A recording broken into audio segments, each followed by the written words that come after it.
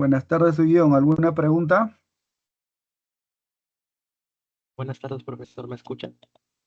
Sí, te escucho. Sí, le voy a enviar una preguntita por el chat. Ya.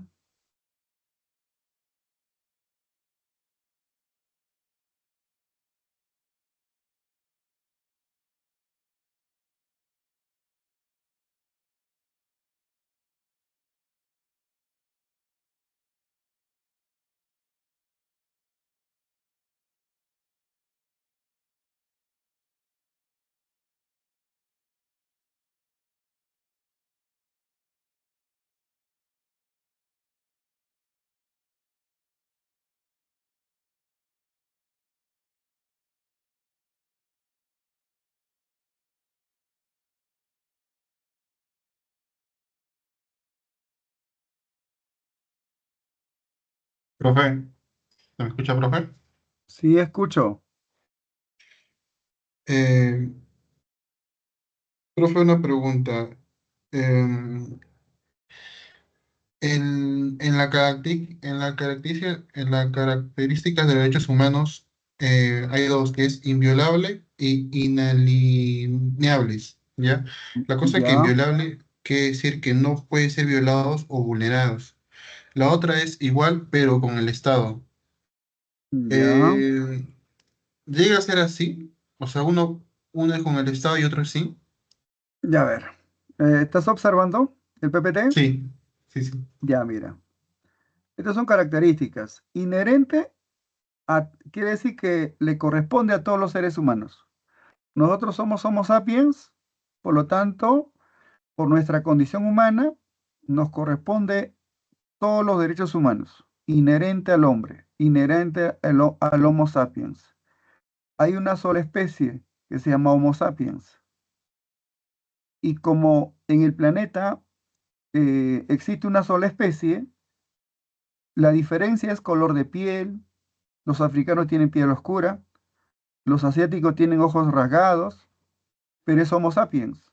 Entonces, los derechos humanos son universales, es para todos. Todos somos Homo sapiens, todos tenemos los mismos derechos. La diferencia es el color de piel o los rasgos externos o la cultura o la lengua, pero todos gozamos de los mismos derechos. Un derecho respecto a otro derecho es interdependiente. Quiere decir que el derecho a la educación eh, está relacionado con un derecho de contar con una familia sólida, derecho a a una vivienda, padres democráticos. Ese quiere decir que no hay derechos número uno, número dos, número tres. No hay jerarquías. Los derechos humanos se relacionan horizontalmente, son interdependientes. ¿Ya? Eh, Como dije hace un momento, los derechos es para todos los seres humanos que existen en la Tierra. Por lo tanto, esos derechos deben reconocerse al 100%, porque somos Homo sapiens y no podemos dividir. Algunas personas, por desconocimiento, dicen, mira, los que vivimos en la ciudad, en la costa, debemos tener más derechos respecto a las personas que viven en la selva o en la zona andina, porque son de bajos recursos económicos. No, los derechos no son divisibles, ¿ya? No se pueden dividir, se reconocen al 100%. Por ejemplo, este término inalienable quiere decir que un derecho conquistado, un derecho conquistado no se puede vender, no se puede transferir. Por ejemplo, vamos a suponer, en nuestro país está reinando el crimen organizado, donde hay algunos abogados al servicio del crimen organizado, hay algunos policías, no la totalidad, hay jueces, hay fiscales, o sea, eso es crimen organizado. Vamos a suponer que un jefe de crimen organizado cae preso y ese hombre que está preso, que tiene poder económico, ya está sentenciado, no puede vender, no se puede subastar, se dice, no se puede vender, no se puede transferir un derecho. un pobre necesita pues dinero y no se puede hacer eso. A eso se refiere inalienables. Ni la propia persona ni el Estado pueden enajenar o despojar. Nadie te puede despojar los derechos conquistados. ¿Ya? Imprescriptibles. Hay derechos de primera generación, hay derechos de segunda generación y hay derechos de tercera generación. Por ejemplo, uno de los derechos de primera generación es derecho a la vida. Aquí está, el derecho a la vida. ¿Ya? Un derecho, un derecho conquistado, un derecho reconocido en las normas, no se puede anular. Eso es lo que quiere decir. Un derecho no se puede extinguir con el paso del tiempo. Los derechos que hemos conquistado son imprescriptibles. El derecho a la vida es imprescriptible, pero como en nuestra patria está predominando el crimen organizado, muchas personas estamos cansados de asesinatos, de extorsiones. Decimos, por ejemplo, se debe aplicar la pena de muerte. Ahora te pregunto como futuro estudiante sanmarquino, el derecho a la vida es un derecho de primera generación. Esto lo conquistamos con la Revolución Francesa, en el contexto de la Revolución Francesa. Este derecho conquistado puede anularse, puede extinguirse. La respuesta es no. Los derechos humanos son imprescriptibles. Lo que se conquistó perdura en el tiempo. Entonces, ¿qué debemos hacer con los que forman parte del crimen organizado? Detenerlos, juzgarlos, aplicarlos tipo El Salvador, tipo Bukele, que trabajen para que se mantengan, pero para que eso ocurra se debe cambiar la Constitución, las leyes, y eso está a cargo del Congreso, los congresistas. Por eso, como si eres ciudadano mayor de 18 años, en las próximas elecciones debemos votar por congresistas que, que van a responder a los intereses de las mayorías. O sea, un derecho conquistado que ya puede ser de la primera generación, puede ser de la segunda generación o de la tercera generación, no caducan, perduran en el tiempo. A eso se refiere imprescriptibles.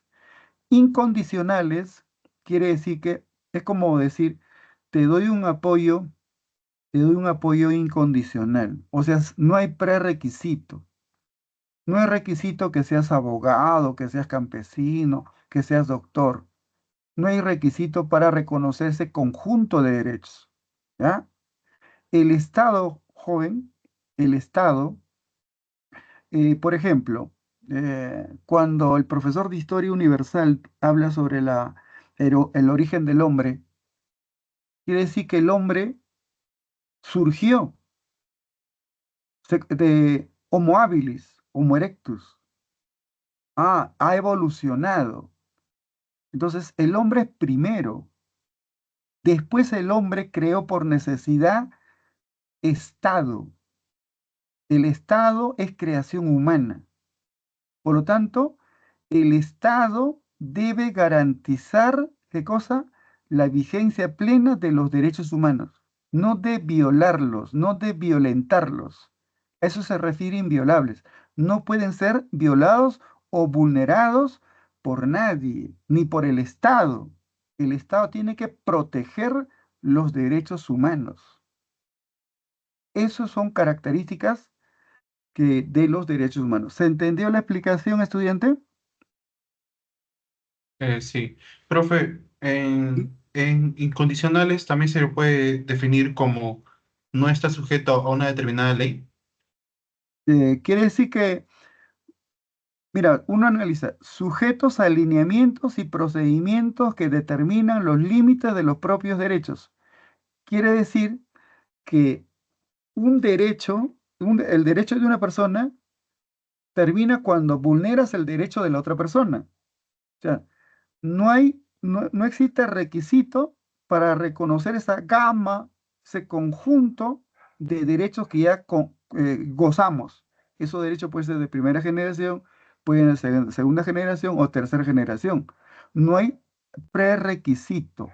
No es prerequisito que sea profesional. El campesino, el más pobre, debe gozar de los mismos derechos, sujetos a alineamientos y procedimientos que determinan los límites de los propios derechos. Eso es lo que quiere decir, ¿ya? Ok, profe, gracias. ¿Alguna pregunta, Alfaro, Aroni, Zuni, Díaz? Consulten.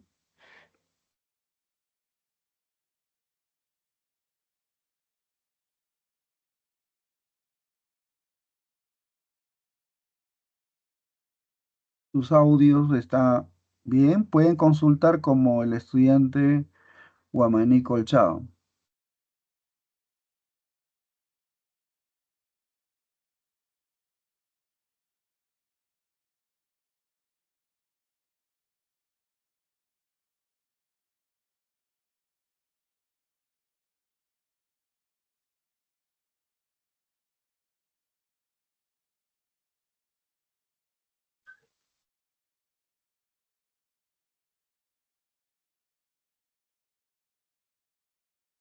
Chicos, consulten.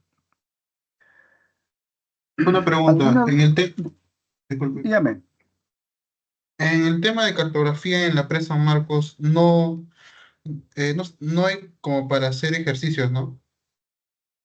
Cartografía. Estamos en la Sí, semana 1, en la semana 2 sí, sí hay ejercicios. no, o sea, me refiero como a hacer problemas, o sea, con números, sumas y restas, o El- histórico. no, no, no. Sí, a veces se plantea pregunta a escala. Y en pregunta a Allá, escala tienes que operaciones básicas, pues. O sea que sí, sí, porque lo que solicitamos en San Marcos es que los chicos manejen el pensamiento crítico.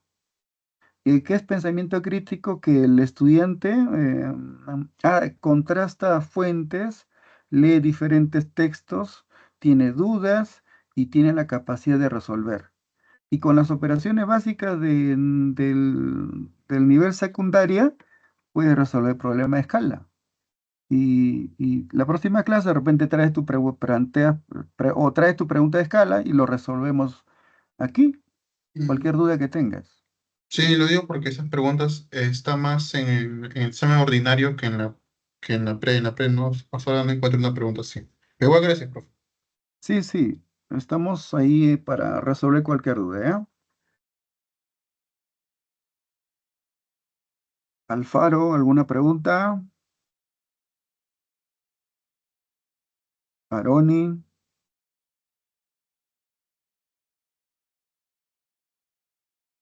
Víctor, Díaz, Piaca, ¿alguna pregunta? No, todo bien, gracias, profe. En esta hora resolvemos dudas, preguntas, son consultas académicas. Ya el docente ya resuelve eh, esta imagen, chicos, ¿qué dicen? ¿Es una órbita elíptica o no? ¿Se observa? ¿Cómo es la órbita según Kepler? Johannes Kepler.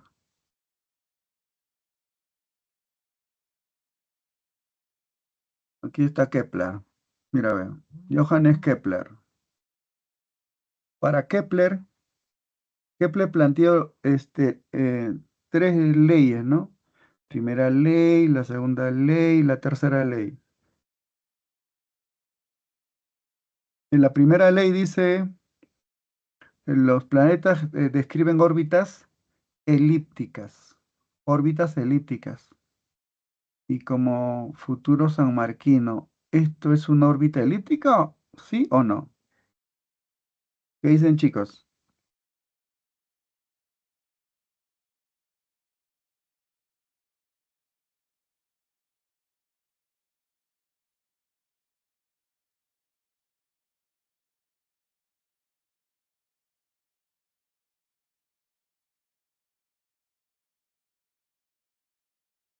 Sí, sí es. ¿Sí es? En una órbita elíptica, apliquen este conocimiento de, de geometría, me parece, sí. En una órbita elíptica hay dos focos. Aquí debería estar un foco y acá otro foco. Quiere decir que el Sol debe estar en un foco acá. En una órbita elíptica, chicos, un poco el Sol no debe estar en el centro. El Sol está en el centro solamente en una órbita circular. Circular. El Sol puede estar en esta posición. Hay perihelio y afelio. Y aquí tiene la misma distancia, ¿no? ¿Cuáles son las causas de las Profesor, tengo estaciones? una duda. Pregunta, por favor. Profesor, en la imagen, ¿el planeta está a la misma distancia del Sol en las cuatro fases que está ahí? Sí, pues. Por eso el Sol debería estar en esta posición, acá, en esta posición. Este Sol. Porque hay un acercamiento y un alejamiento. Perihelio y afelio. Eso es en una órbita elíptica. ¿Ya? Así es. En una órbita circular, sí, el Sol está en el centro. ¿Cuál de los hombres planteó la órbita circular? Nicolás Copérnico, Cristóbal Colón, Johannes Kepler, Mercator, Hecateo, Aristóteles, Eratóstenes. ¿Quién planteó Ptolomeo? Por aquí debe estar Ptolomeo. A ver, escriben árabes, aportes. Aquí en la Edad Media está Ptolomeo. Y para Ptolomeo, chicos, este, Ptolomeo plantea una órbita, por ejemplo, la Tierra es el centro del universo. Claudio Ptolomeo plantea en la Edad Media, la Tierra es el centro del universo. La Tierra, centro del universo. Porque la Tierra ha sido creada por Dios.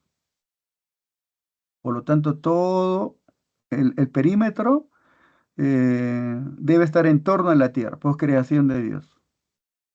Eso perduró muchos años durante la Edad Media, hasta que llegó la Edad Moderna.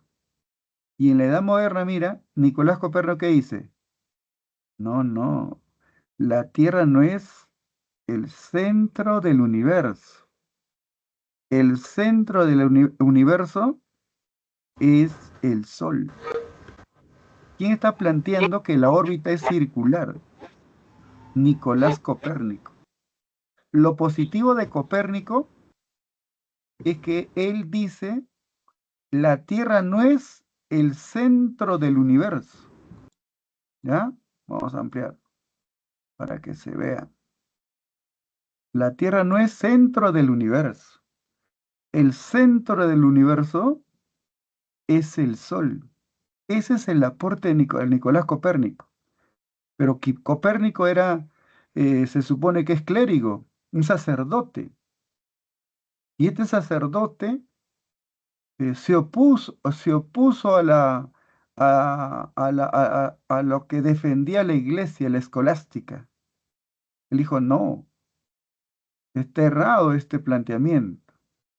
Pero este hombre lo planteó cuando está agonizando, porque no podía chocar con la iglesia, pues chicos, de la Edad Media, ¿no? Ya estamos en la Edad Moderna. O sea, no podía chocar con la iglesia, una institución fuerte, fuerte.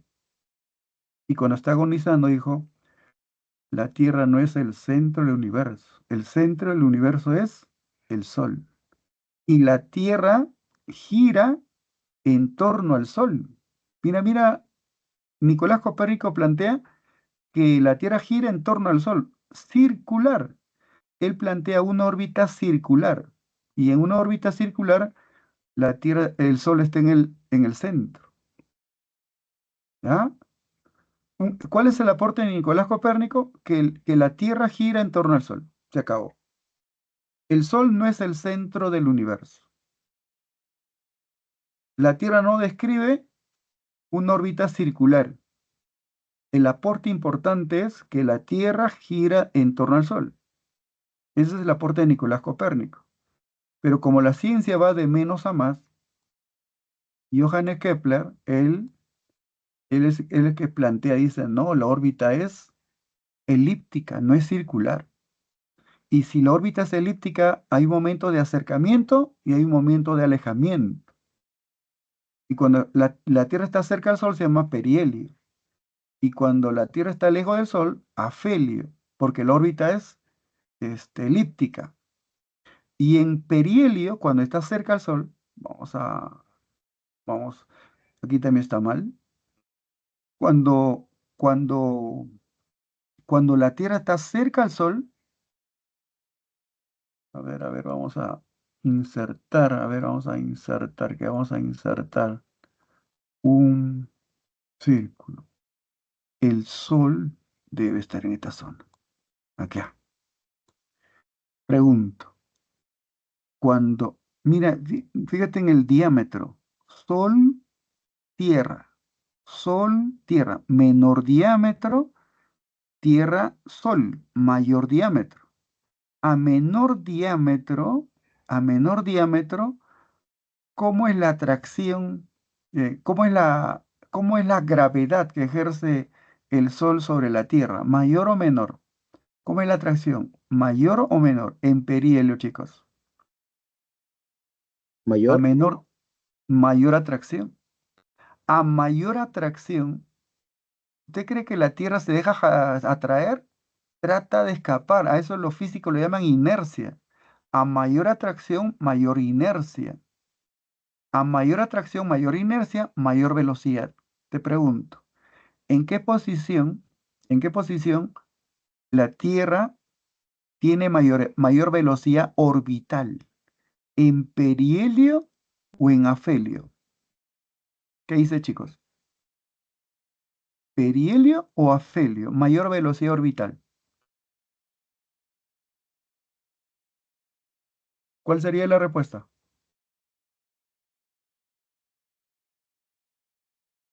A menor diámetro, mayor inercia, mayor velocidad orbital. En perihelio, mayor velocidad orbital.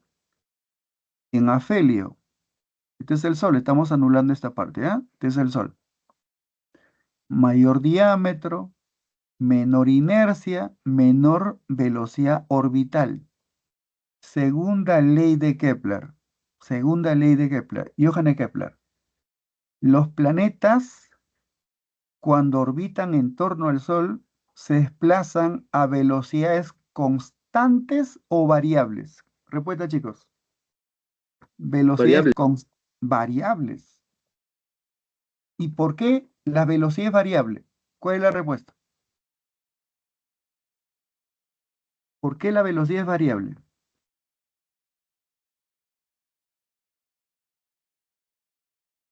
Respuesta, mira, esta le ayuda. ¿Por qué la velocidad es variable? Porque la órbita es elíptica.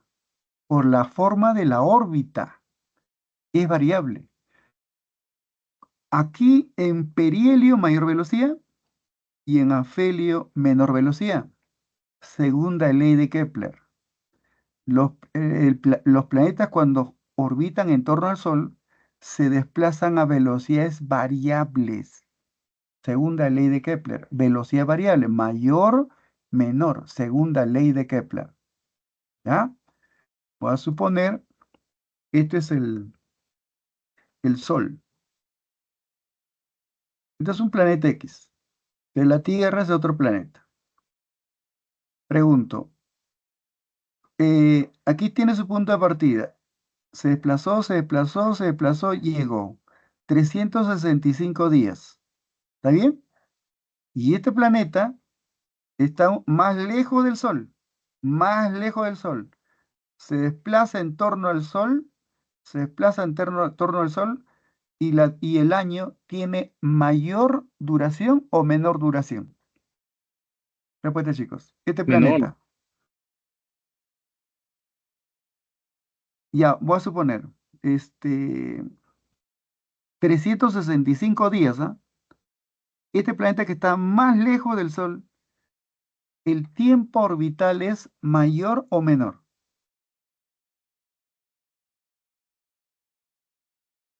Pregunto, mira. Vamos a poner perihelio. Cuando un planeta está lejos, ¿cómo es su velocidad orbital? Menor. Menor. Y este planeta está lejos del Sol. ¿Cómo es su velocidad orbital? Está Menor. lejos del Sol. Menor. Si la velocidad orbital es menor, ¿cómo es el tiempo? Mayor. Más lento. Mayor. Más lento. Ah, el año tiene mayor duración. Tiene mayor año. No será 365 días.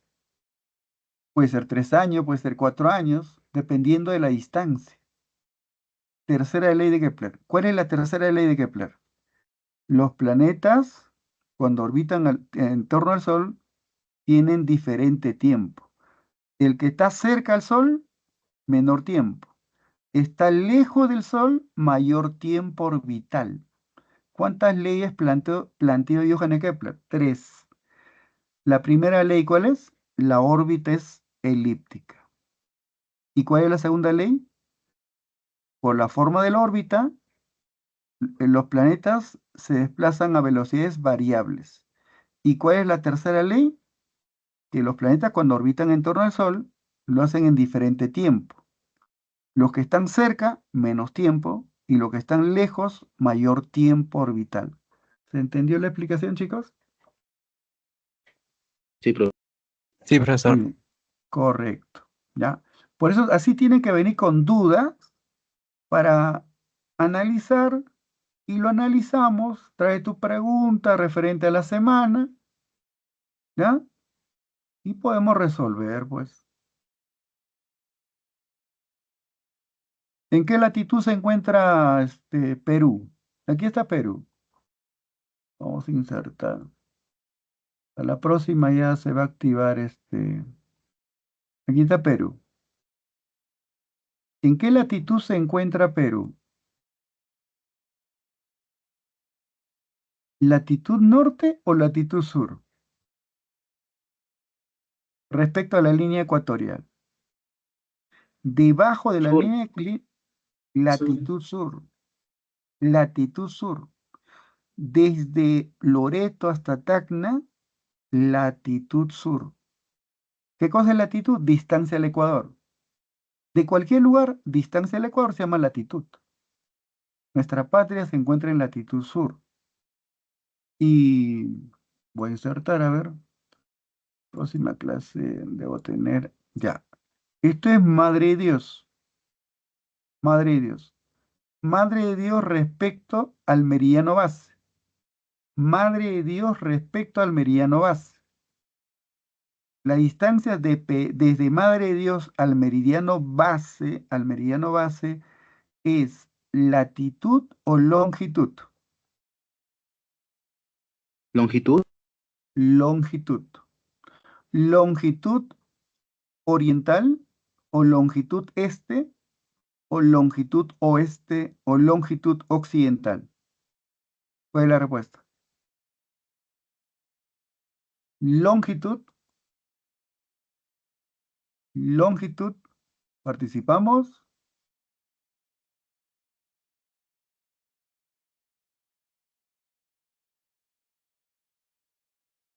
Y a ver, vamos a escribir. ¿Quién se atreve? Porque sabían que dando una respuesta incorrecta, pero corrigiendo luego, es aprendizaje. Hay que fallar en clase, hay que fallar en estas consultas, pero ya cuando ya hemos reconocido, hemos detectado que hemos dado una respuesta incorrecta, pero hemos corregido, se convierte en aprendizaje. ¿Ya? A esto lo llamamos longitud, en inglés W, o simplemente la letra O, oeste. todo el territorio peruano, desde Madre de Dios, longitud oeste. Lima, longitud oeste. Tumbes, longitud oeste. Tacna, longitud Profesor, oeste. Dígame. también sería poniente. Levante, voy a escribir un ratito. Al oriente, hemisferio oriental, puedes conocer con el nombre de Levante. Levante. Correcto.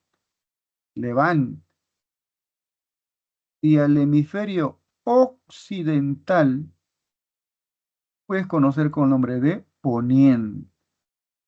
Poniente. ¿Ya? Poniente. Es correcto. Perú se encuentra en el hemisferio poniente. ¿Ya? Muy bien. Hemisferio oeste, hemisferio occidental o hemisferio poniente. Levante, oriental, este es al oriente del meridiano base de Greenwich. Conclusión, nuestro territorio es latitud sur y longitud oeste. Latitud sur y longitud oeste. ¿Ya? Hay una pregunta, me parece. Aquí está. Mira, ¿ve? A ver, voy a ampliar. Ampliamos. Mira, a ver. Te dice, ¿cuál es la pregunta? A ver. Sobre la superficie terrestre se pueden trazar infinitas líneas imaginarias. Que se puede trazar infinitas líneas, ¿ya? Paralelos, meridianos, las cuales permiten localizar cualquier punto. Para localizar, a ver, vamos. Para localizar, ¿dónde estás? Ya, localizar. Esto es un meridiano. Este es un meridiano. Y esto es un paralelo. ¿Ya?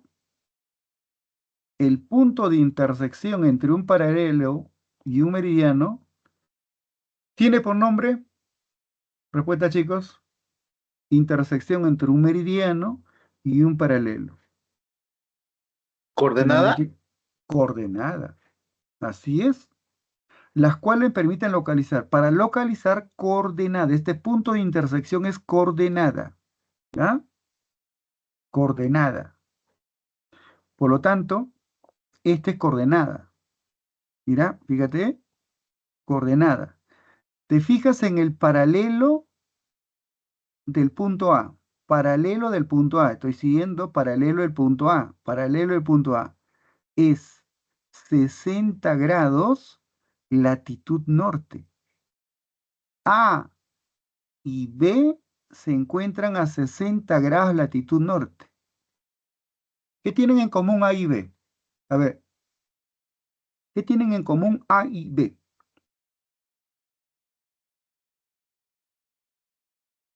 Tienen la misma latitud. Tienen la misma latitud, 60 grados latitud norte. ¿Qué más? Tienen el mismo hemisferio, hemisferio norte. Hemisferio norte. ¿Tendrán la misma estación? ¿Sí o no? Sí. Claro. Podría estar en otoño, primavera, invierno, verano, o verano, invierno. Ah, tienen la misma estación. ¿Ves? ¿Podrían tener el mismo tipo de clima? ¿Qué No. tipo de clima podría tener A y B por su latitud?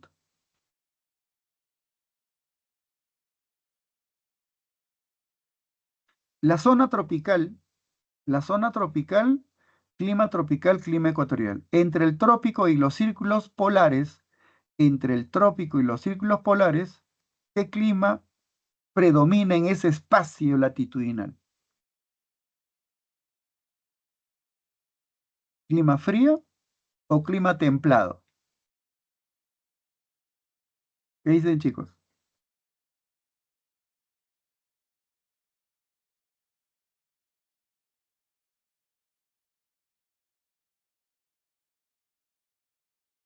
¿Templado? ver, ¿cuál?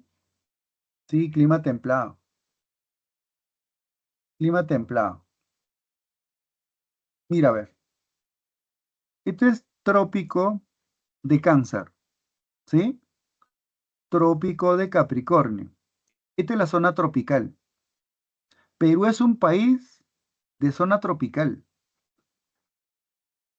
Perú es un país de zona tórrida, pero no septentrional, sino meridional. Estamos en el sur, meridional. Y entre el trópico y el círculo polar es zona templada. Zona templada. Todo este espacio, todo este espacio, todo este espacio predomina el clima templado. Clima templado. Predomina el clima templado. ¿Ya? En ese espacio. Y en este espacio también predomina el clima templado. ¿Ya? El clima templado. Muy bien. Predomina. Por un factor puede cambiar. La pregunta de examen de admisión general.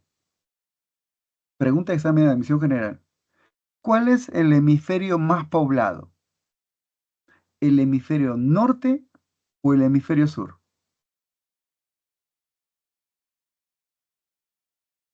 Respuesta, chicos. Norte. Norte, India, el Norte, país, profe. norte, India, China, India, China.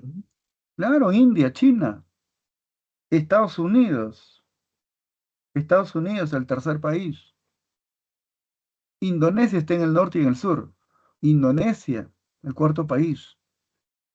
Entonces, pregunta de examen de admisión general. La zona más poblada es la zona templada, es latitud media boreal, latitud media septentrional. Más común para nosotros, hemisferio norte. ¿Ya? Por lo tanto, la zona que tiene mayor población es latitud media, boreal o norte, se acabó. ¿Y por qué no es la zona más poblada en el sur? Mira, ve, trópico, mira, una parte de Chile, Argentina, Sudáfrica, Botswana, Australia. En el hemisferio sur, ¿qué es lo que predomina? ¿Continente o masa de agua? ¿Qué dicen? ¿Continente o masa de agua? ¿Qué predomina en el hemisferio sur? Masa de agua. Más de agua, Masa profe. de agua. O sea que en el norte infiere, tú tienes que analizar, tienes que eh, impulsar el pensamiento crítico y puedes marcar cualquier tipo de pregunta, reflexionando, ¿no? ¿No? Y en Empresa Marco planteamos preguntas de DECO, de razonamiento, entonces tienes que tener la capacidad de razonar, ¿ya? Entonces esto fue pregunta del examen de admisión general, de la zona más poblada. La zona más poblada es latitud media boreal. Desconozco qué es boreal, norte. Si no está norte, está septentrional, ¿no?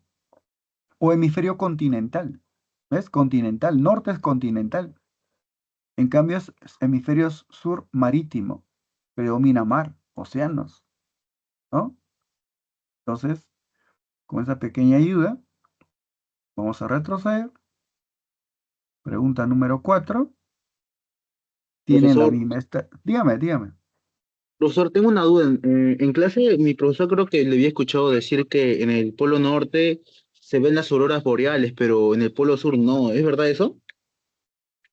Ya, vamos acá, cualquier duda lo vamos a resolver en horas de consulta, ¿ya? Ya, pregunto. Para enseñar geografía tienes que conocer casi todas las áreas. Por eso muchos profesores no se meten al curso de geografía. ¿Por qué? Porque tiene, mira, a ver, ¿dónde estás? ¿Dónde estás? Formas, formas. A ver, vamos a suponer. Mira acá. No se puede, ya. Ah, sí se puede, sí se puede, sí se puede, sí se puede, sí se puede, sí se puede, sí se puede. Ya está. Ahí está. Y otro más. ¿Dónde estás? Aquí. Parte en este punto. Vamos, vamos, vamos, vamos, vamos, vamos, vamos, vamos, vamos, vamos, vamos. Vamos, vamos, vamos, vamos, vamos, vamos. Llegó. Ya está. Pregunto. Y esto debe estar inclinado. Esto debe estar inclinado. ¿Por qué debe estar inclinado, chicos? A ver. A ver, a ver. Esto debe estar así. A ver, vamos. Ya. Primero así. Así.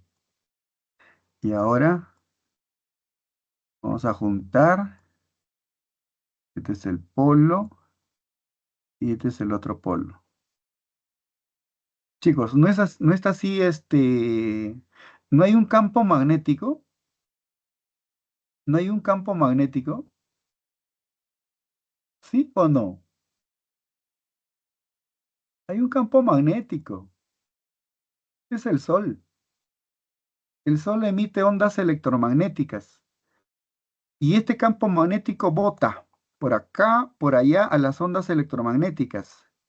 ¿Y sabes dónde es el punto débil? En esta zona. En esta zona es el punto débil. ¿Dónde es el punto débil? Respuesta, chicos. En los polos. ¿Dónde es el punto débil? En los polos. ¿Ya? Y conclusión, ¿y dónde ocurren las auroras polares? ¿Dónde se ocurren las auroras polares? Respuesta, chicos. ¿Dónde? ¿Dónde ocurren las auroras polares? ¿En latitud media? ¿En baja latitud o alta latitud? Respuesta, Alta. alta latitud. Puede ser norte o puede ser sur. ¿Ya? Puede ser norte o puede ser sur. Listo, ¿se acabó? Respuesta, solucionado. ¿Dónde ocurren las auroras polares? Mire, estoy aclarando. Polares, en plural, puede ser norte o puede ser sur. ¿Ya? Resuelto. ¿Otra duda? No, profesor, gracias. Ya, está bien. Muy bien. Entonces, vamos al punto A, al número 1. Los puntos A y B. Justo A y B. Por su distancia latitudinal, comparten la misma estación durante el año. ¿Verdadero o falso?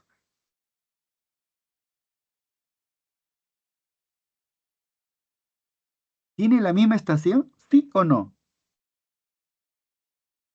¿Verdadero? Verdadero. Si, si número 1 es verdadero, pregunto, ¿puede ser clave D? No, profe, descarte ya. Y E, está descartado. Está Peor. descartado D y E, anulado. Solamente tenemos que fijarnos en A, B y C. ¿De acuerdo? Muy bien. Puntos, número 2. En el punto C, ¿dónde está el punto C? Aquí está el punto C, en la línea ecuatorial. El punto C, al encontrarse en el meridiano de Greenwich, este es el meridiano de Greenwich. Este es el meridiano de Greenwich. C se encuentra en el círculo mayor, se encuentra en la línea ecuatorial. Por lo tanto, dice, posee la misma duración del día y la noche. Eh, ¿Verdadera o falsa? La número 2 es falsa. Entonces, si la número 2 es falsa, puede ser B, descartado. Solamente nos queda A y C. Y hemos descartado B, D y E. Número 3. El punto D. Aquí está el punto D. Vamos a analizar punto D. Voy a ampliar un poquito más. Punto D. Pregunto, ¿cuál es la latitud del punto D? Latitud. Activen su audio. 10 grados latitud sur. ¿Sí? La longitud del punto D. Te fijas en el meridiano del punto. 30 grados longitud este. 30 grados longitud este. ¿De acuerdo? 30 grados longitud este. Muy bien. Dice el punto D, por su localización longitudinal, lleva horas de adelanto en comparación con el punto B. ¿Verdadero o falso? El punto D respecto al punto B. El punto D respecto al punto B dice, por su localización longitudinal, lleva horas de adelanto en comparación con el punto B. ¿Cuál de los dos puntos, cuál de los puntos D o B tiene horas adelantadas? ¿Cuál es la respuesta, chicos?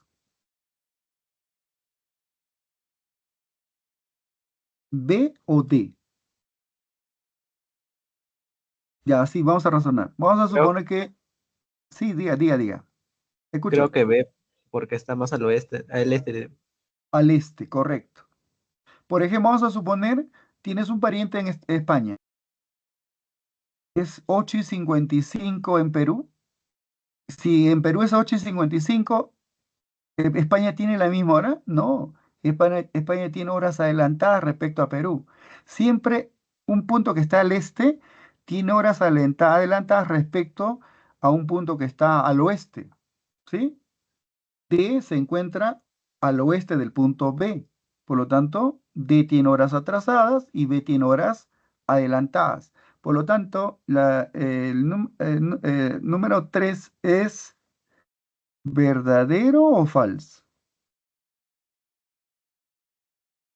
¿Qué dicen, chicos? Falso. ¿Y puede ser clave A? No. ¿Cuál es la clave? La clave C. Sí. Claro. Vamos a analizar. Los puntos C y D. C y D. C y D. ¿Está bien? Por su ubicación en zona tropical, poseen una mayor exposición a los rayos solares del Sol durante el año. La pregunta es, ¿a qué zona Verdadero.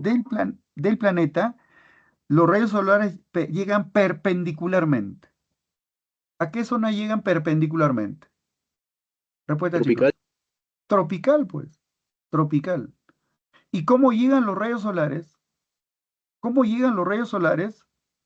Vamos a subir, ¿ya? Un ratito. ¿Cómo llegan los rayos solares? Ya. A, a zonas de alta latitud. ¿Cómo llegan los rayos solares a zonas de alta latitud? Rozando. ¿Y cómo se llama esa palabrita rozando en geometría? Comienza con la letra T. Tangente.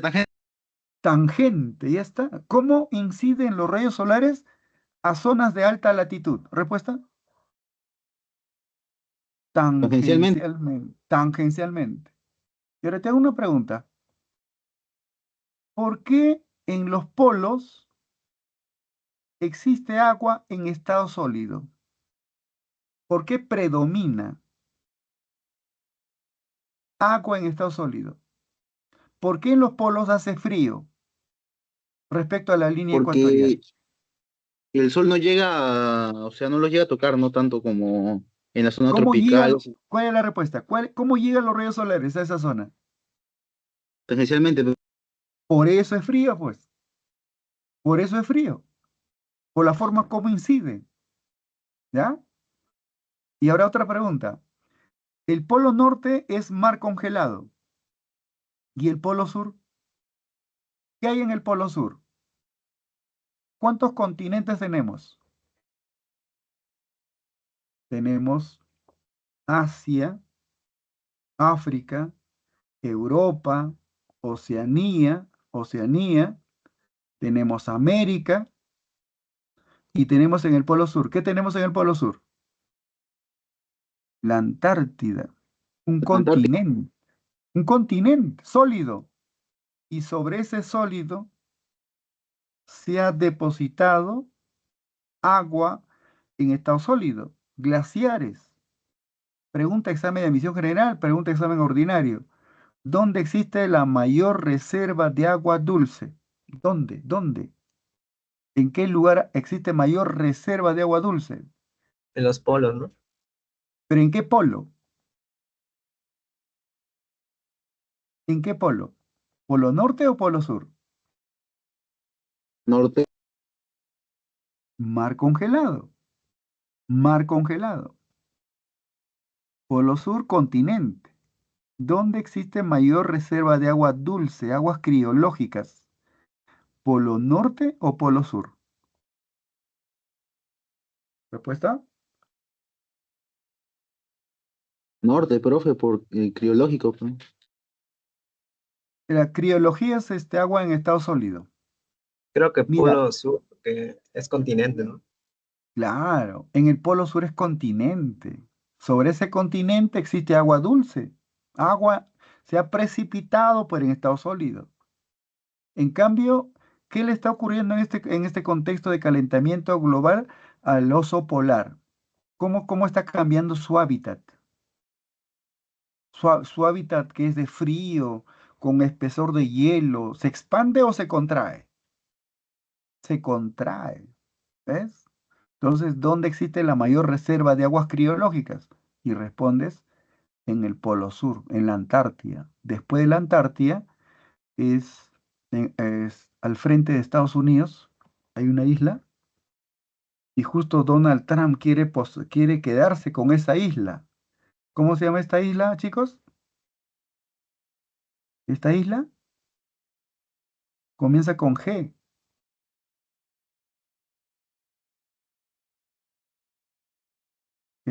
Donald Trump dice, mira, y de recursos naturales, y si Rusia invadió Ucrania, entonces puedo quedarme, pues. Eso va a generar un conflicto. Estamos hablando de Groenlandia. ¿Dónde existe mayor reserva de agua dulce? En la Antártida. Después de la Antártida, en Groenlandia. Groenlandia. Y en nuestro país tenemos una cordillera. Chicos, ¿Perú tiene clima templado, sí o no? ¿Perú posee clima templado?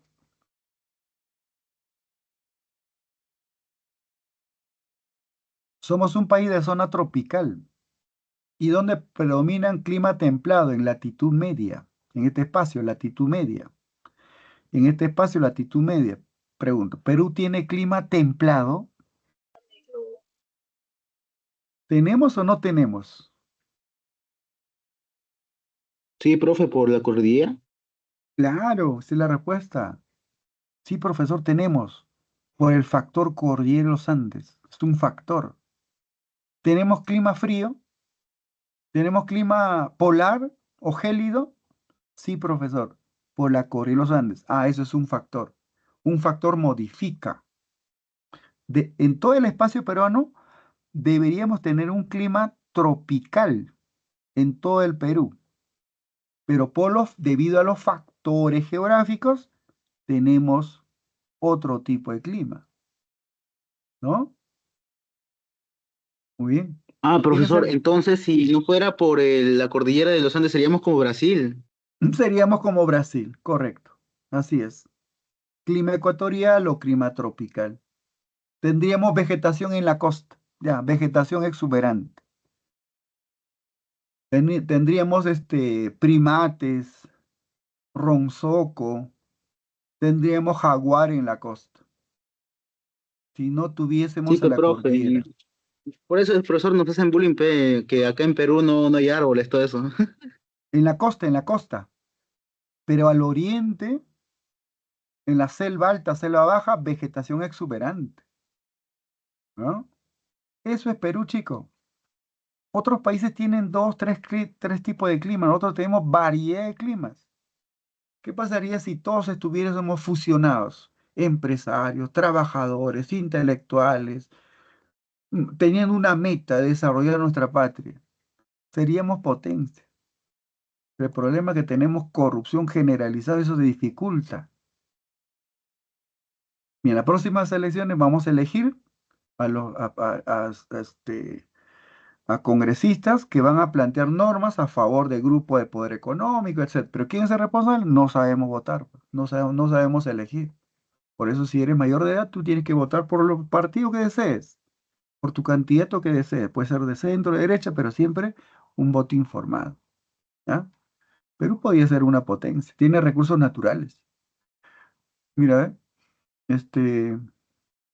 Corea del Sur no tiene recursos, pero es potencia. No, los países que tienen recursos no son potencias, son potencias los que han invertido en educación. Y en nuestra patria no invertimos en educación. ¿Mm? Así es. Por lo tanto, la clave sería, pues, y en el ejercicio número 1, ¿cuál sería la clave? A ver, razonen, chicos. A ver, ¿cuántos están presentes en la clase? 1, 2, 3, 4, 5, 6, 6 estudiantes. A ver, ¿cuál es la clave de la pregunta número 1?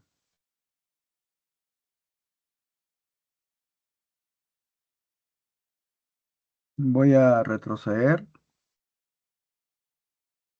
¿La B, profe?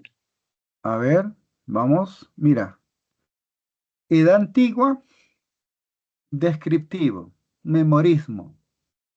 Lo positivo de la edad antigua es que la Tierra es redonda.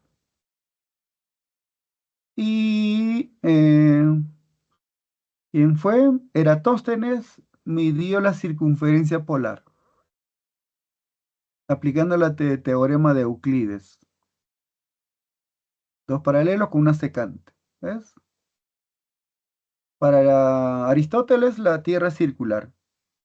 Para Pitágoras la Tierra es circular. Pero en la Edad Media cambia. En la Edad Media cambia porque la iglesia se expande y toma control. La Tierra es como un disco plano. La Tierra es el centro del universo. Pero el conocimiento griego, el conocimiento greco-romano, fue preservado por el mundo árabe. Por el mundo árabe. O sea, el conocimiento greco-romano lo preservaron en la Edad Media el mundo árabe. Y el mundo árabe en su etapa de expansión, porque hablamos del imperio musulmán, llegó a conquistar la península ibérica y ellos llevaron ese conocimiento, el mundo árabe. Para el mundo árabe existía globo terráqueo, la Tierra era circular, presentaba inclinación, hablaban de paralelos, meridianos, y esa información llegó pues a Cristóbal Colón, un globo terráqueo, con un radio menor. Y Cristóbal Colón dice, pues de repente es verdadero.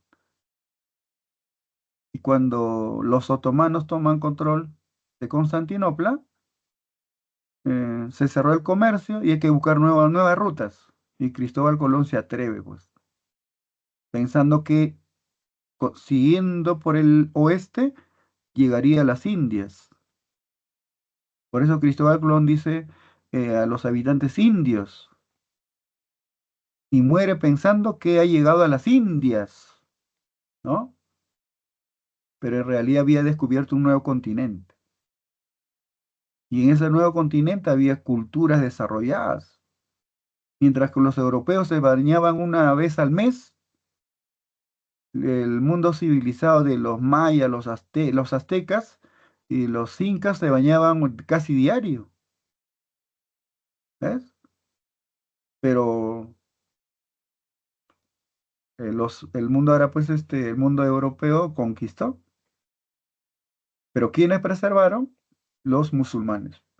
¿Ya?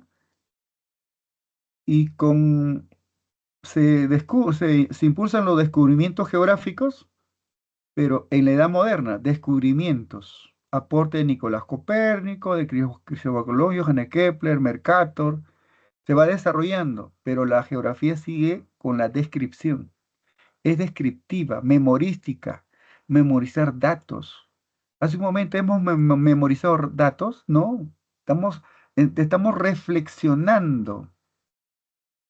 La geografía actual, contemporánea, reflexiona, analiza, cuestiona. En la edad antigua, media y moderna es descriptiva, es memorística, es como un catálogo. Hace un momento dije, por ejemplo, el pico más alto del mundo. ¿Cuál sería la respuesta, chicos? El pico más alto del mundo. ¿Respuesta? Estoy hablando geografía descriptiva, geografía memorística. El pico más alto del mundo.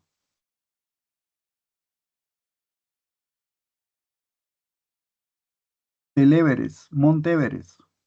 El pico número 2. Es memorismo, ¿no? Pico número 2. K sub 2. Geografía contemporánea, razonamiento. ¿Por qué el Everest es el pico más alto del mundo? Ah, cambia o no. Descriptivo es memorismo. Y la geografía contemporánea es de reflexión, es de análisis. Una pregunta, ¿por qué el Everest y K sub 2 son los picos más altos del mundo? A ver, razonemos, chicos. Si me responden, ya son 90% futuros sanmarquinos. ¿Cuál es la respuesta? Posible respuesta, suelten, a ver. Activen su audio. No le escuché bien, profe. Allá, la pregunta es, el pico más alto del mundo, o cumbre, o el nevado, o el que tiene mayor cima, el más alto del mundo, es el Everest. El número 2 es K sub 2. Eso es memorismo. Pero geografía científica o la geografía explicativa o la geografía contemporánea analiza, reflexiona, busca las causas, sus consecuencias. Se hace una pregunta. ¿Por qué el Monte Everest y K sub 2 son los picos más altos del mundo? La pregunta es ¿por qué? Ahí ya no vas a buscar en internet, tienes que buscar diferentes fuentes. A ver, chicos. A ver, posible respuesta. A ver, lancen. Quiero saber, saberes previos. ¿Cómo estamos?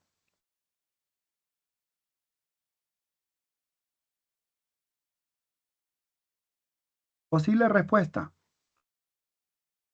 A eso se llama ensayo-error. Doy una respuesta incorrecta, lo analizamos, lo corregimos y se convierte en aprendizaje. ¿Ya? A ver, vamos. Tengo 7 estudiantes. ¿Cuál es la causa para que el Everest sea el pico más alto del mundo?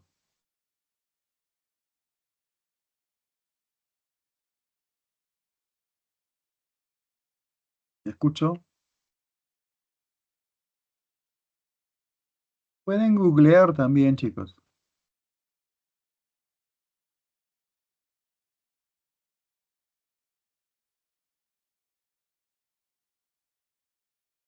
Se fue un compañero, una compañera, no sé. Nos abandonó. A ver, chicos, vamos. ¿Ves? ¿Es difícil de responder o no? ¿Por qué? ¿Por qué? Y respondes ¿por qué? Porque es de razonamiento. No se puede responder. Aquí es memorismo, tedioso. Algunos estudiantes les gusta memorizar, pero en San Marcos no planteamos preguntas de memoria, pues. Planteamos preguntas de análisis, de reflexión. ¿Y cuándo en qué edad la geografía se convierte en explicativa, en una geografía científica, en una geografía que tiene leyes, tiene método de estudio? Chicos, activen su audio. ¿Cuál es la respuesta? ¿En qué edad la geografía es explicativa? ¿Edad antigua, media, moderna o contemporánea?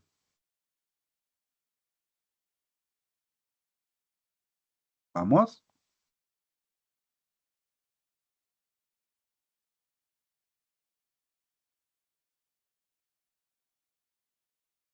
¿Respuesta? Mira, eso es lo que tienes que marcar. En la edad contemporánea. Memorismo. ¿Quién es el padre de la geografía contemporánea? Memorismo. ¿Cuál es la respuesta? Alexander von Humboldt. Alexander von Humboldt. Carlos von Ritter. Carlos von Ritter. Son los padres de la geografía científica. ¿Ya? Humboldt, Ritter y Ratzel son alemanes. Alemanes. ¿Ya? Alemanes. Y Federico Ratzel plantea, voy a pensar como Federico Ratzel, el hombre que radica en la selva siempre será atrasado, tendrá una cultura en menor desarrollo, porque tiene un clima tropical con una alta temperatura, alta humedad, alta precipitación, que dificulta, no facilita la educación. Por eso siempre serán departamentos atrasados, porque su geografía no favorece. Federico Ratzel. ¿Qué quiere decir? Que la naturaleza condiciona al hombre, que la naturaleza nos somete. ¿Y quién es el autor? Federico Ratzel. A eso se llama determinismo. Determinismo. En cambio, el posibilismo dice todo lo contrario. Plantea que el hombre transforma y modifica el medio para su desarrollo. ¿Quién es el autor? El francés Pablo Vidal de la Blache. Mira, aquí también hay un enfrentamiento. Enfrentamiento entre la escuela alemana y la escuela francesa. Vamos a retroceder cuando tenía 18, 20 años. Postulaban a San Marcos, chicos, 80.000, 50.000, 60.000. Y no alcanzaba pues para todos. Y uno decía, pues, no, papi, no, no, quiero ser sanmarquino, pero son 80.000. Mejor matricúlame en una universidad particular. Eso es determinismo, que no puedo. Estás mentalizado que no puedes. En cambio, el posibilista dice, sí puedo. Yo puedo modificar. Yo puedo transformar. Yo planifico mi hora de estudio. Yo preguntas de análisis para que mi profesor, estas dudas que tengo, que se aclare. Y cuando llegue el primer examen o el examen de edición, tenga facilidad para marcar. Sí puedo. Yo puedo. Además, puedo ver videos de clases anteriores y no he entendido nuevamente, o otro profesor, otro docente, porque cada uno tiene una formación diferente. Entonces, sí puedo. ¿Ves? El posibilismo te dice que sí puedes. Miren, en las mesetas, por ejemplo, en la meseta de Collao, los guaruguarus sembraban en las mesetas, en las quebradas, un relieve con pendiente, andenes, desde la cultura tiahuanaco, perfeccionado por los incas. Ah, el hombre puede transformar. Moray, un laboratorio sobre pisos altitudinales. Ah, el hombre puede. Nosotros podemos. Yo puedo ser sanmarquino, porque esa es mi meta. Ah, geografía posibilista. Pero eso fue en el siglo XIX. Hombre-naturaleza. La geografía del siglo XIX estudia hombre-naturaleza. Si la naturaleza somete al hombre, determinemos. Si el hombre modifica al medio o a la naturaleza, posibilismo. Geografía del siglo XIX. Hombre-naturaleza. Objeto de estudio, hombre-naturaleza. En cambio, geografía del siglo XX. surge la geografía cuantitativa.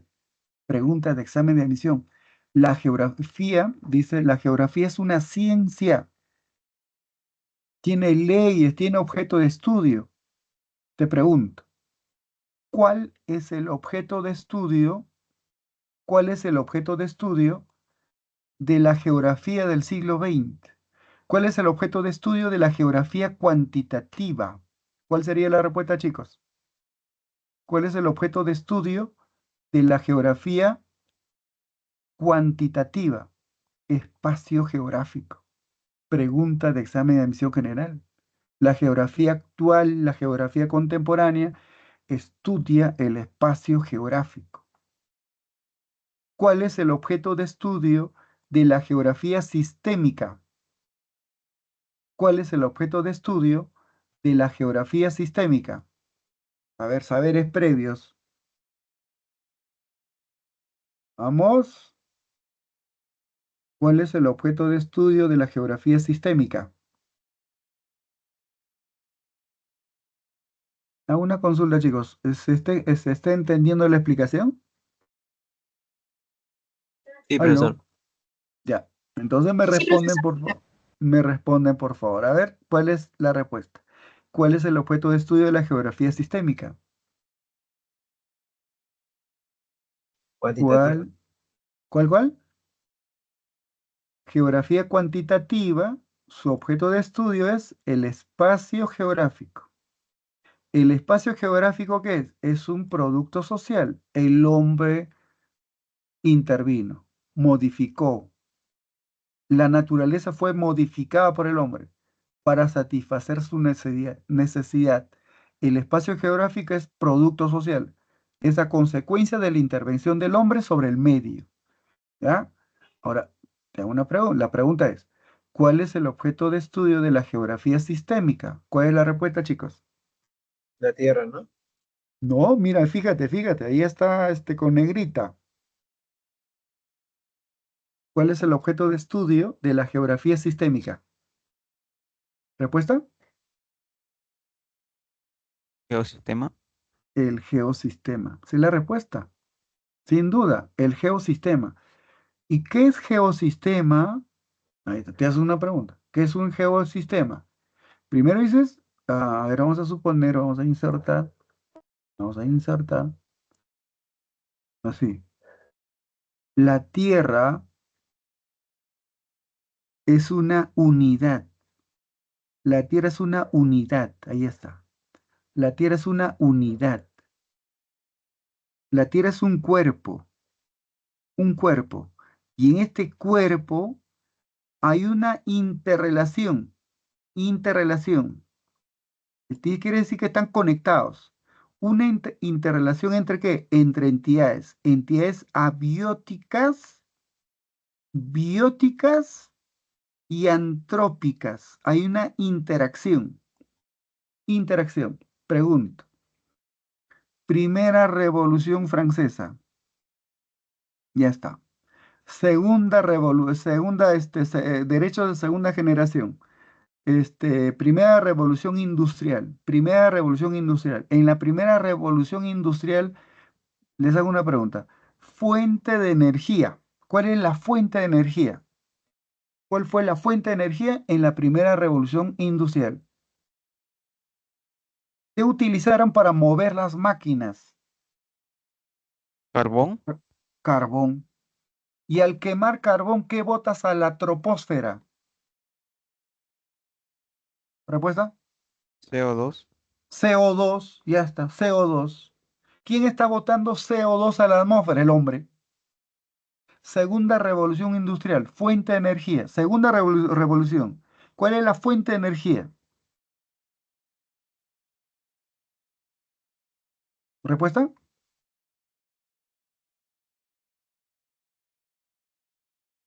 Segunda revolución industrial, fuente de energía. En la primera revolución, carbón. En la segunda revolución, petróleo. Y por la combustión de petróleo, ¿qué se bota a la atmósfera? Respuesta. ¿Qué se bota a la atmósfera? CO2. ¿Qué se está acumulando en la atmósfera? ¿Qué se acumula en la atmósfera? Respuesta, chicos. En la CO2. troposfera, CO2. ¿Y qué hace el CO2 de día? ¿Qué hace el CO2 de día? ¿Captura calor o libera calor? Libera. Captura. Dura. Posiblemente el CO2, cuando en las nubes hay exceso de CO2, los rayos solares chocan a la superficie y cuando tratan de salir, ya no sale. El CO2 retiene, chicos, retiene la energía, lo devuelve. La energía se está concentrando en la troposfera.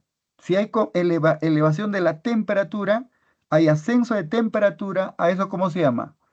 ¿Calentamiento global o cambio climático? La temperatura ascendió a consecuencia de concentración de energía en la baja atmósfera, en la troposfera. ¿Es calentamiento global o cambio climático? Calentamiento global. El calentamiento global genera cambio climático. ¿Quién es el responsable del cambio climático? El hombre. ¿Y el cambio climático afecta a los seres vivos, flora, fauna? Sí. ¿Se está alterando la composición de la atmósfera? Sí. Ah, si estamos razonando así, estamos viendo a nuestro planeta como un geosistema, como una unidad funcional. La intervención de uno repercute en todo el cuerpo porque es una unidad. Eso es un geosistema, chicos. Y el geosistema es el objeto de estudio de la geografía sistémica. ¿Ya? ¿Se entendió? Sí, profesor. Ya, entonces ya podemos responder. Vamos a la pregunta 1. Pregunta número 1. Dice, la evolución de la geografía ha sido significativa a través del tiempo. Por ello, en la división tradicional de la historia se puede identificar determinados avances. Respecto a este proceso, determine el valor de verdad de los siguientes enunciados. ¿Ya? A ver, vamos aquí. Número 1. A ver, participen. ¿Es verdadero o falso? La número 1.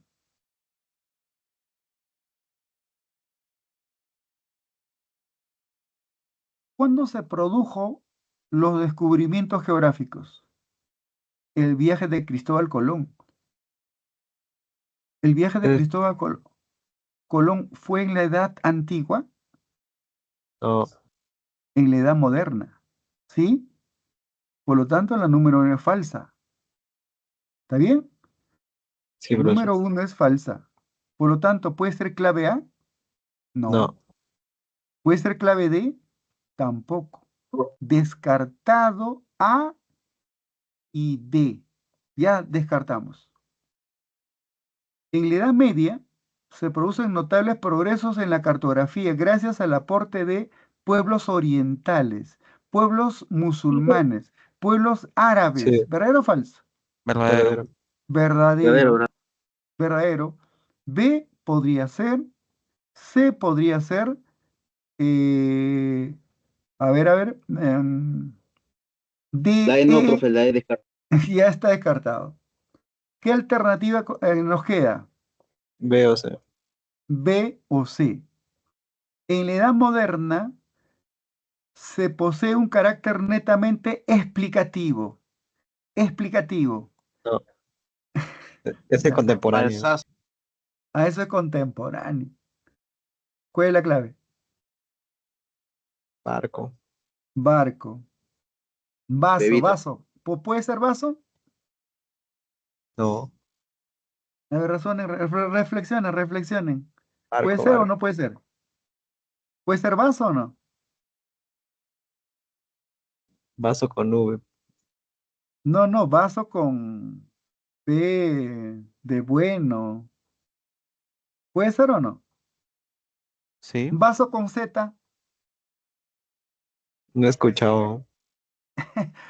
Cuando uno tiene anemia, la mamita se va al Ole, mercado, no compra vaso, Sí, sí. un órgano de los animales. Oh, ahí está, puede ser, ¿no? Ah, también, en razonamiento verbal. La clave es B, ¿ya? ¿Ves? Entonces te estoy enseñando cómo marcar, ¿ah? Hemos descartado ya con la número uno, solamente hemos descartado dos, la letra A, me parece la letra A y la letra D, ¿no? Entonces la clave es B. Y en la número dos, a ver, 2 minutos, chicos. A ver, 2 minutos. ¿Cuál podría ser la clave?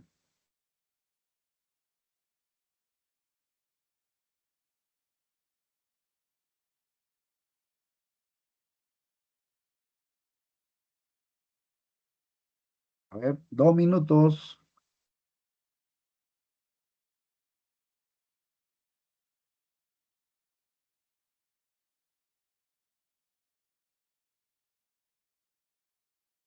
La B, La B.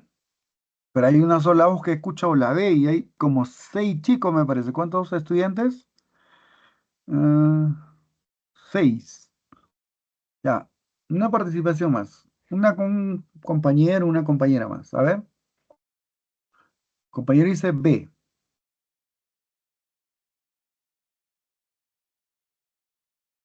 Dice, en el último verano se presentaron intensas precipitaciones. Te hago una pregunta. ¿Por qué llueve en verano?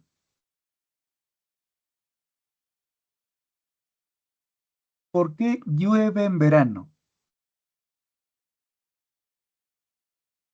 Eso es pregunta de reflexión. ¿Por qué llueve en verano? A ver, ¿por qué llueve en verano? Mira, ve, dije perihelio. ¿Por qué llueve en verano? Fíjate en la inclinación. Los rayos solares llegan con mayor intensidad, generan evaporación, condensación y precipitación. Perihelio. Y en afelio, mira, ve, el hemisferio sur. ¿Qué hemisferio se expone al sol? Hemisferio norte. El norte está en verano y el sur está en invierno. ¿Ya? ¿Cuál es la estación apropiada para visitar Machu Picchu? ¿Cuál es la estación apropiada para visitar la zona andina o la selva? ¿La estación de verano? ¿La estación de otoño, primavera, invierno? ¿Cuál es la estación adecuada para hacer turismo a la zona andina? Respuesta, chicos. Invierno. En invierno en la zona andina hace calor. En verano en la zona andina, en la selva, llueve demasiado, lluvias torrenciales. En verano se produce huaicos, deslizamientos. Estamos viendo en las redes sociales deslizamiento en tal carretera, un carro se cayó al río debido a las intensas precipitaciones. Entonces, ¿por qué llueve en verano? Porque se encuentra en perihelio. La radiación llega con mayor intensidad. ¿Ya? Mayor evaporación, mayor condensación, mayor precipitación. Y la estación indicada para hacer turismo a la zona andina, en el Perú, es en invierno. En invierno la serranía está soleado. ¿Ya? Muy bien. Entonces ya tiene respuesta. Pregunta número 2. En el último verano se presentaron intensas precipitaciones en la región andina, generando numerosos huaicos e inundaciones. Las lluvias caen pues al curso de un río y el río no tiene capacidad de contener, se desborda y al desbordarse genera inundaciones. Y golpeando de esta manera el aparato socioeconómico de nuestro país, o sea, la infraestructura, la zona agrícola, la zona de producción. Estos desastres se vuelven más devastadores por la reducción de la cobertura vegetal. En la selva, el colono, el costeño, el andino, tala, destruye, ya no hay cobertura vegetal, y el arrojo de residuos sólidos en los cauces de los ríos. según el enfoque sistémico, ¿es geografía cuantitativa, es geografía radical o es geografía sistémica? La respuesta es geografía sistémica. Según el enfoque sistémico, es geografía sistémica. Y para la geografía sistémica, la Tierra es una unidad, es un cuerpo. Y dentro de ese cuerpo interactúa entre abiótico, biótico y antrópico. Entonces, en la solución descrita se puede identificar que los ríos son parte de un subsistema, muestran actividad en forma aislada. Que el enfoque sistémico dice aislada, dice no, todo está relacionado, todo está interconectado.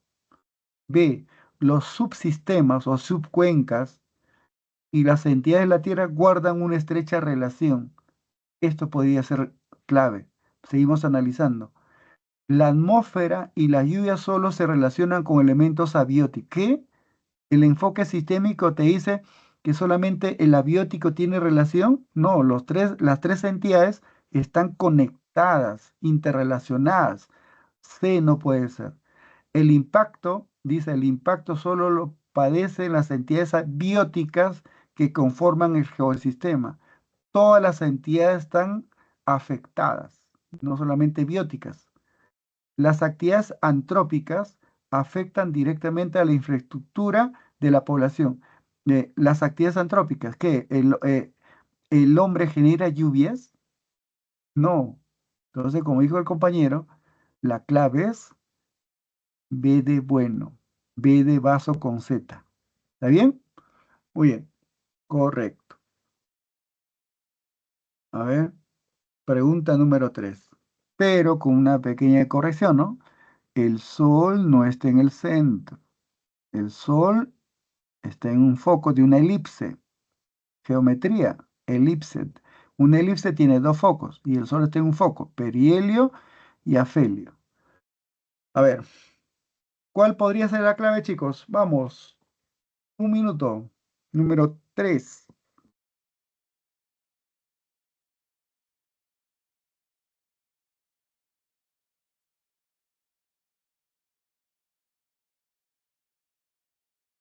¿Continuamos?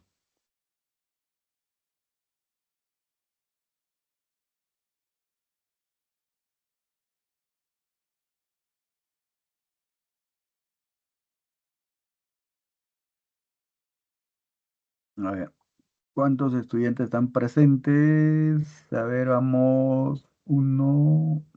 6 estudiantes. Continuamos. ¿Cuál podría ser la clave, Torres? Fernández, Valencia, Alfaro, Zuni, Aroni. ¿Cuál es la clave de la pregunta número 3? ¿Dado? Dado. Listo, dado. Dado. Vamos a analizar. Dado. Mira, del enunciado puedo sacarte información. ¿Cuál es la causa para que se generen las estaciones del año? ¿Por qué hay una sucesión de estaciones? Y en el enunciado te dice, tal como se muestra en la imagen, son consecuencias. Las estaciones son consecuencias ¿de qué? De la traslación, del movimiento de traslación, y la inclinación del eje terrestre. ¿Por qué se producen las estaciones? Movimiento de traslación, más que, más, mi respuesta, inclinación del eje terrestre. En todo momento, la Tierra presenta inclinación. ¿Ya? Control Z. Aquí vamos. Control Z. Vamos a insertar otro. En todo momento, la Tierra presenta inclinación. ¿Ya? ¿Cuál es la causa para que se generen las estaciones? Movimiento de traslación más la inclinación del eje terrestre. Pregunta de examen de admisión general. ¿Qué pasaría si el eje terrestre fuese perpendicular al plano de la eclíptica?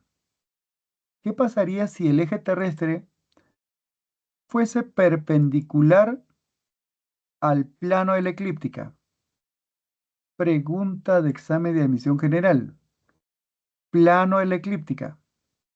Plano de la eclíptica. Y tenemos a nuestro planeta.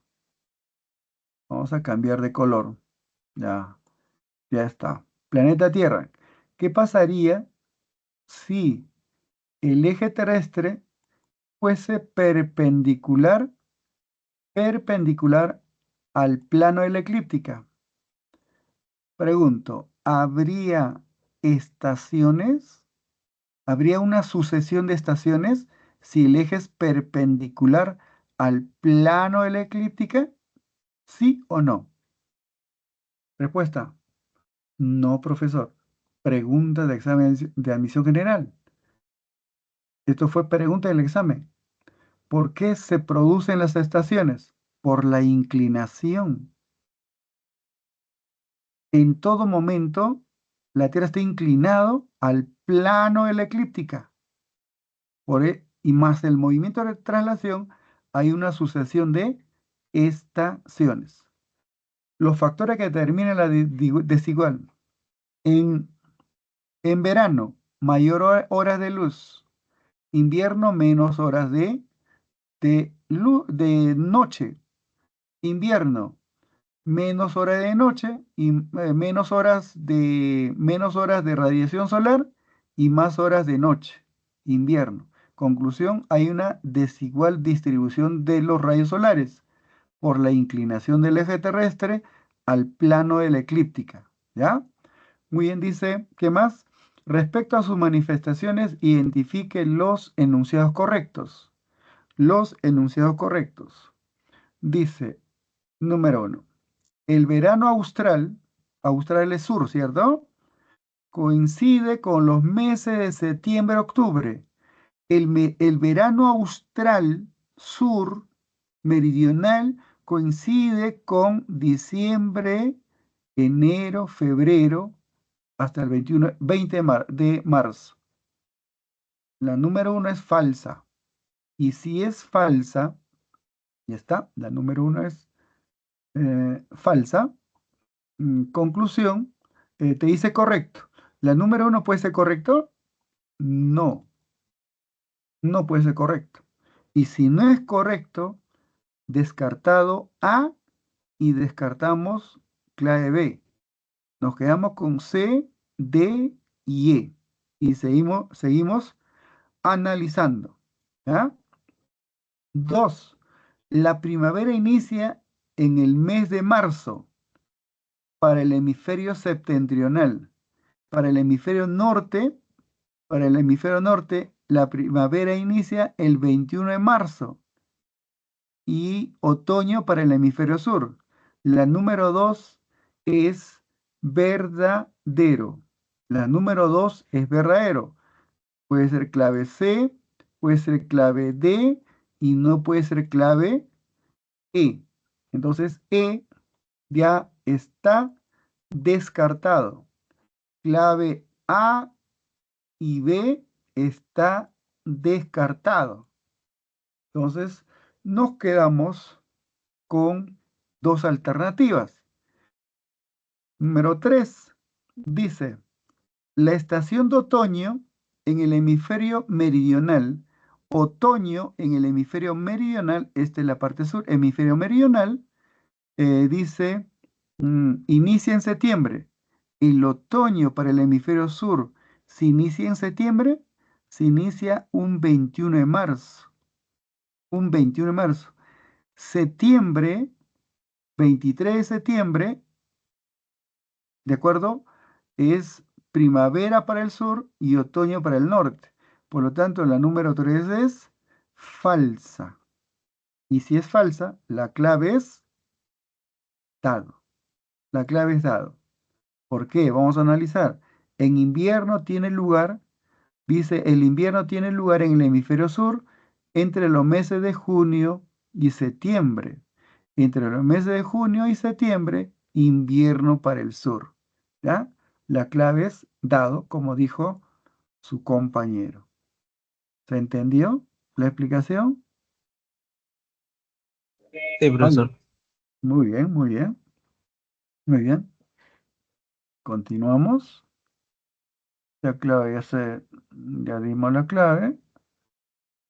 Ya sé qué cosa es coordenada. Aquí tenemos derechos humanos. Derechos humanos. ¿Qué son derechos humanos?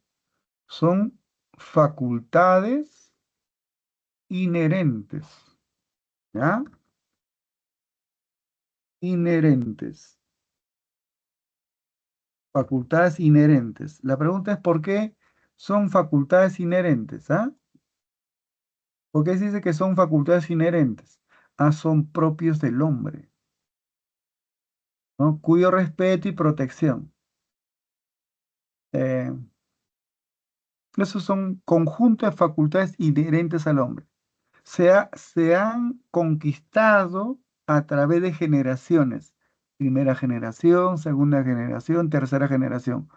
Un derecho conquistado debe perdurar en el tiempo. ¿Ya? Los derechos son imprescriptibles, perduran en el tiempo. No se puede vender, no se puede transferir. Como todos somos Homo sapiens, reconocer para a todos 100% de los derechos. No se puede reconocer a un grupo 80% o al otro grupo 100%. Todos los derechos son interdependientes. Es para todos los seres humanos que existen en la Tierra. Nos diferenciamos en rasgos externos. ¿Qué tenemos en común? Somos Homo sapiens. Somos seres humanos inherentes. El Estado está para proteger los derechos humanos, no de violarlos. ¿Ya? Muy bien. A ver, se hace una pregunta. Derecho a la huelga. ¿Quiénes conquistaron este derecho al trabajo? ¿Quién conquistó el derecho a la seguridad social, a la jubilación, etcétera, a las vacaciones, el derecho a la educación? ¿Quién conquistó? A ver, ¿quién me da respuesta, chicos? ¿Quién conquistó esos derechos? El derecho a las vacaciones, a la jubilación, a la recreación, a la seguridad social, ¿no? ¿Quién fue el que conquistó? O simplemente el Estado entregó. Dijo, hay que reconocer estos derechos a este grupo. Si hoy día el abuelo goza del derecho, está jubilado, cobra mensualmente, dependiendo en qué entidad trabajó, puede ser 880, puede ser 1000 soles, puede ser 2000 soles, otros cobran 3000, otros cobran 4000, pero si ese derecho en estos momentos está siendo gozado por tu abuelo, ¿quién luchó para que se reconozca como tal? A ver, ¿quién se atreve, chicos? Activen su audio.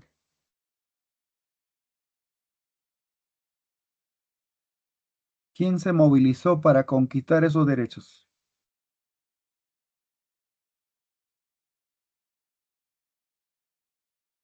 ¿Eh? Se pusieron, eh, se tienen que poner a pensar cómo se conquistó esos derechos. En Chile, por ejemplo, ¿quién? Creo que esos derechos se hicieron por las revoluciones, ¿no? Las revoluciones, ¿qué? ¿Qué tipo de revoluciones hay? Primera revolución, segunda revolución, pero ¿quiénes lucharon? Sí, sí, estamos en ese contexto. Chicos, Los trabajadores. la clase obrera, los trabajadores, explotados, trabajaban 15 horas, 16 horas, salían de su casita 5 a.m., regresaban 8 a.m., 7 p.m., y el salario que ganaban no alcanzaba para el mes, para cubrir la mensualidad. Entonces esa clase obrera tomó conciencia y luchó por sus derechos. Si hoy día el abuelo tiene derecho a jubilación, tiene derecho a la seguridad social, es la lucha de la clase obrera. No fue regalo del Estado, no se conquistan los derechos. Por ejemplo, en Chile, la educación no es gratuita, la educación se paga. Y los chicos de Chile, los estudiantes de Chile se movilizan para que la educación sea gratuita. Y en el Perú tenemos educación gratuita, no al 100%, por supuesto, y no queremos estudiar, no queremos estudiar. ¿Ves? Cuando gozamos, esto es común, ya es natural, pero no fue siempre, se conquistó. Y eso es una conquista de la clase obrera. El derecho a la huelga, el derecho a la sindicalización, el derecho a la opinión, a la dignidad de la primera generación. O sea, esos son derechos individuales. Estos son derechos colectivos, ¿no? Si hay un incremento de sueldo mínimo, es para todos, colectivos, segunda generación. Y de tercera generación es en el contexto de la Segunda Guerra Mundial, en el contexto de la descolonización, en el contexto de la descolonización. Los derechos de segunda y tercera generación son derechos colectivos. Todos los pueblos piden derecho a la paz, no a la guerra. La guerra genera muerte, destrucción, eh, fraccionamiento de familias. Queremos vivir en paz, ¿no? Después de la Segunda Guerra Mundial. En el contexto de la Segunda Guerra Mundial, ¿qué pueblo tuvo mayor pérdida de vidas? Respuesta, chicos. El pueblo más sufrido, el pueblo más golpeado en, en el contexto de la Segunda Guerra Mundial. Fueron el pueblo judío, fueron los alemanes, fueron los franceses, fueron los estadounidenses, fueron los soviéticos o rusos, fueron los chinos. ¿Cuál es el pueblo más golpeado? El que tuvo mayor víctima. Algunos historiadores plantean que murieron más de 70 millones y otros plantean 50 millones. ¿Y cuál de los pueblos mencionados tuvo mayor pérdida? Respuesta, chicos. Judíos. Judío, ya otro compañero. Ya, judío, ya. Los judíos. ¿Los alemanes? Los alemanes. Ya otro compañero. Cerramos y damos la respuesta. Una compañera, ve una mujer, una mujer.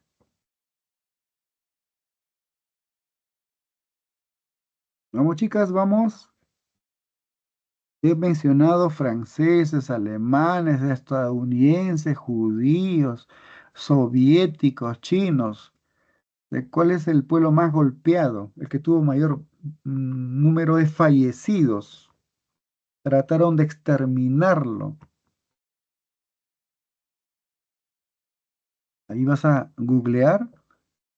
Fueron los soviéticos. 27 millones de víctimas.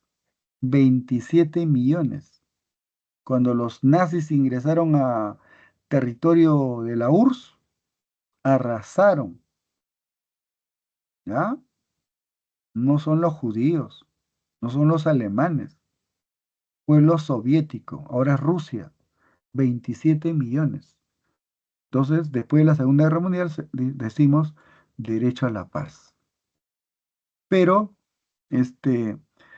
potencias que participaron, por ejemplo, son los franceses, eh, los ingleses, eh, tenían colonias en Asia, en África, y los súbditos pelearon en nombre del rey. Aprendieron a disparar en la Segunda Guerra Mundial, aprendieron a pelear. Y después de la Segunda Guerra Mundial dijeron, no, ya no quiero ser dependencia, ya no quiero ser colonia. O sea, en el contexto de la descolonización, en el contexto de la Segunda Guerra Mundial y en el contexto de la descolonización, hablamos de derechos de tercera generación. Por ejemplo, Indonesia, Malasia, ¿no? no quieren pertenecer ni al mundo capitalista, liderado por Estados Unidos, ni al mundo socialista, liderado por la URSS. No quieren pertenecer, hablan de tercer mundo. Entonces surge el derecho a la libre determinación de los pueblos. Los pueblos determinan a qué filiación política o ideología pertenecer. Libre determinación de los pueblos. ¿Ya? Derecho de tercera generación. Ahora, nuestra casita mayor está siendo arrasado, depredado, está depredado. Todos los días consumimos toneladas de plásticos y esos plásticos demoran en degradarse dependiendo de su densidad, 400 años, 500 años, 700 años, y al degradarse se convierten en micropartículas. Y esas micropartículas llegan a los ríos, a los océanos. Hay más micropartículas en los océanos que peces. Y esos peces están consumiendo micropartículas. Y nosotros consumimos peces. Y al consumir peces estamos incorporando micropartículas a nuestro organismo. Aún no sabemos las consecuencias de la contaminación. Entonces, derecho de tercera generación, derecho a vivir en un medio ambiente sano, libre de contaminación. Pero el hombre genera contaminación, ¿ya? Derecho al patrimonio común de la humanidad. Los parques nacionales, las reservas nacionales, los santuarios, ¿no? La Antártida es patrimonio común, patrimonio natural común de la humanidad. Los derechos se van conquistando y por eso ya hablamos de derechos de cuarta generación. Algunos expertos sostienen que tenemos derecho estamos en una sociedad de la información. En el siglo XVIII, chicos, el problema es que ¿quién manejaba conocimiento? Un grupo reducido que pertenecía a la nobleza, a la monarquía. Ellos tenían información y el pueblo no tenía información. Entonces, se crearon escuelas. También los obreros que no sabían leer tienen que aprender a leer sus hijos porque la industrialización genera, se inventan máquinas. ¿Y quién va a manipular esas máquinas? Una persona que sabe leer y escribir, ¿no? Entonces se divulgó, se fomentó las escuelas, pero ahora el profesor transmitía información. Yo no te estoy transmitiendo información, estamos reflexionando. Entonces, antes se transmitía información, datos, datos, datos, porque no había internet, no había bibliotecas. Pero ahora el docente actual, el docente del siglo XXI, debe fomentar competencias. ¿Qué cosa es ser competente? Que tienes que manejar información, que tiene que saber actuar con honestidad, que tiene que ser hábil, hacer uso de del conocimiento para resolver problemas. Eso es en la actualidad. Estamos en una sociedad de la información. En Internet hay toneladas y toneladas de información, pero no es conocimiento. Es información sistematizado, transformado, se convierte en conocimiento. Y cuando ese conocimiento haces uso para resolver problemas, eres competente. Y el sanmarquino tiene que ser competente. ¿De acuerdo? Por eso, algunos estudiantes y docentes aún no entienden qué cosa es competencia. Ser competentes, hacer uso de conocimiento para resolver problemas que existen en nuestro contexto actual. Estamos en una sociedad de la información. En condiciones de igualdad, el uso del espectro radioeléctrico. Por el espacio circulan ondas. Y entonces el Estado concesiona. Son derechos de cuarta generación. Dice a la autodeterminación informativa y seguridad digital. Ya en cuarta generación, por ejemplo, va a ser derecho a contar con Internet. Un estudiante que no tiene Internet está en desventaja con un chico que tiene acceso a Internet. O sea, el Internet va a ser ya un derecho, Entonces, a la libre expresión por medios informáticos, entre otros, y son las de cuarta generación. Está surgiendo, estás viendo el nacimiento de una de cuarta generación, ¿de acuerdo? De cuarta generación. Muy bien, chicos. Entonces, conclusión, los derechos se conquistan, ¿de acuerdo? Se conquistan, no son constantes.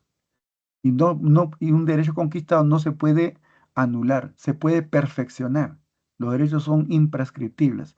Con esa pequeña información, yo sé que puedes marcar la clave. ¿Cuál es la clave de la pregunta 1? Nos falta 2 minutos para cerrar, chicos. 2 minutos. ¿Cuál es profe, la D. la D? Correcto, es la D.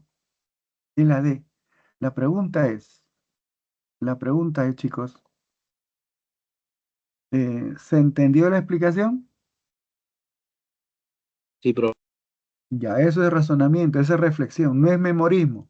Y eso es lo que vamos a hacer los días lunes. Entonces, también deben traer su pregunta, alguna duda para responder. Pero respecto a la semana que se ha tratado, ¿ya? Un compañero planteó, o sea, ¿qué tipo de preguntas se puede plantear en cartografía? Pueden traer pregunta escala, ¿ya? Y lo resolvemos en clase. ¿Está bien?